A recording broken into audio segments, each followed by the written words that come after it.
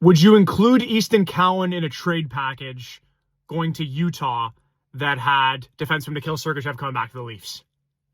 It was reported the other day by Howard Berger, one of the Leafs beat reporters, that Toronto apparently has been in contact with Utah about Mikhail Sergachev. Of course they have.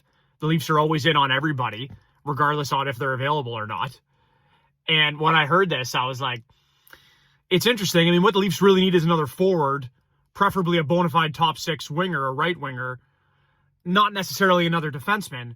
But defense does win championships.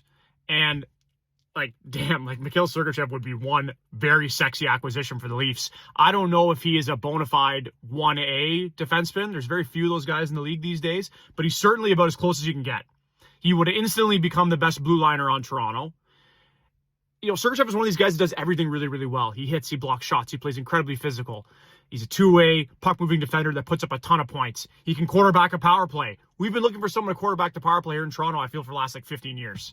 And we're still looking because it ain't OEL or Riley, that's for sure.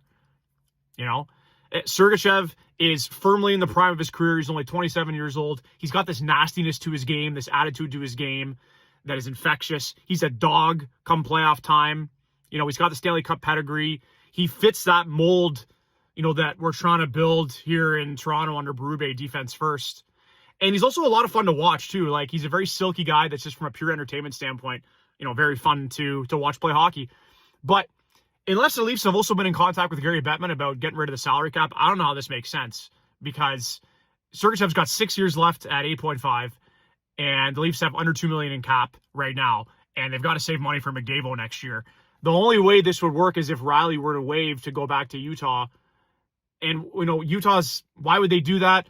Riley's not going to do that either. You know, this Morgan Riley trade talk, we got to put it to bed. He's not waiving to go anywhere. We're stuck with him. Sergachev also has a full no move as well, by the way. And I don't think he likes Toronto very much. So I don't see how this is just a massive pipe dream. It's not going to happen. It's just fun to theorize about.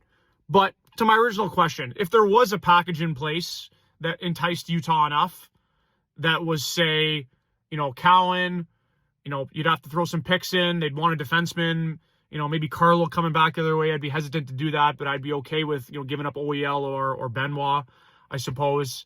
I would give up Easton Cowan. I would, you know, in the right package. I'd probably rather do it for a forward, but we don't know what Easton Cowan's going to be. He could end up being a bust. Or by the time he's an effective NHL player, it could be 3-4 years down the line when the Leafs are no longer, you know, contending for a Stanley Cup. So I would do it now for the sake of this is our cup window. Guys, drop a comment. What your thoughts are. Thanks for watching, and go Leafs go.